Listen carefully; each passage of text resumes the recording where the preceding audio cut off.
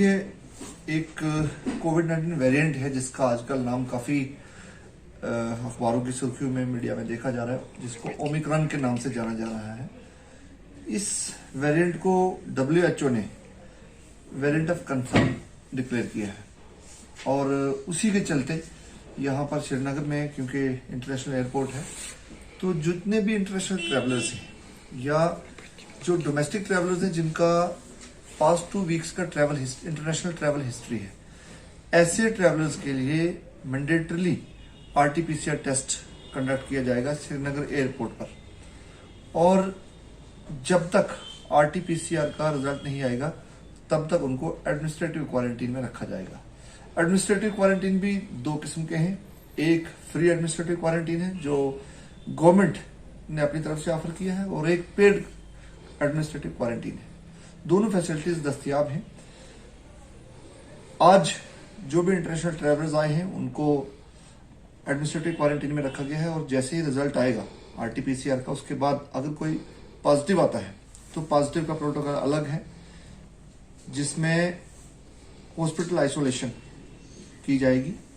जो DRDO हमारा hospital है, DRDO खन्मू में जो हॉस्पिटल सेटअप किया गया है स्पेशली कोविड के लिए, और जो नेगेटिव आएंगे, नेगेटिव के लिए मैं ये पढ़ के सुना देता हूँ। इफ नेगेटिव, क्योंकि पॉजिटिव का तो क्लियर है, लेकिन नेगेटिव का मतलब ये नहीं है कि बिल्कुल छुट्टी है, उसका भी सुन लें। If negative, they shall be put on home quarantine और hotel quarantine in case of tourists for 7 days, during which they shall be monitored by the respective chief medical officers. If any symptoms are observed during this period, they shall be immediately tested again. Otherwise, they shall be retested on the 8th day through RT-PCR, and if negative, they shall self-monitor their health for next 7 days. If the repeat RT-PCR test is positive, then the person shall be immediately shifted to the designated hospital for COVID positive patients, and his/her sample shall be sent for genome sequencing. ये मैंने protocol आपको पढ़ के सुना दिया है। मकसद ये है कि इंटरनेशनल जो ट्रैवल है उसमें जो ट्रैवल रिलेटेड इंपोर्टेशंस हैं कोविड-19 के, उससे बचने के लिए ये सारे इकदाम उठाए गए हैं। लेकिन मैं ये भी कहना चाहता हूं कि कोई भी वेरिएंट आए, खिलाफ क्या कार्रवाई? एक बहुत अच्छा सवाल आपने पूछा है। ये बात मुझे बतानी थी, लेकिन आपने सवाल पूछ लिया है, बहुत अच्छी बात है। जो भी ट्रैवल हिस्ट्री, मैं एक बार फिर दोहरा दूं कि ये जो मैं बात कर रहा हूँ इंटरनेशनल ट्रैवलर्स की कर रहा हूँ, या डोमेस्टिक ट्रैवलर्स जिन्होंने पिछले 2 हफ्ते में कहीं इंटरनेशनल ट्रैवल किया हो, उनकी बात हो रही है। और कोई भी अगर ट्रैवल हिस्ट्री अपनी हाइड करेगा, उसके लिए एक तो लीगल पनिशमेंट है, और दूसरा उस पर 20,000 का फाइन भी इम्पोज होगा। सर, आने वाले समय में जो मास्किंग नहीं हो रही है, काफी देखा जा रहा है ग्राउंड, अगर हम बात करें तो उनके लिए क्या STF टाइप का स्क्वाड मार्केट्स में होगा, या भीड़ भाड़ वाले इलाकों में रखे जाएंगे?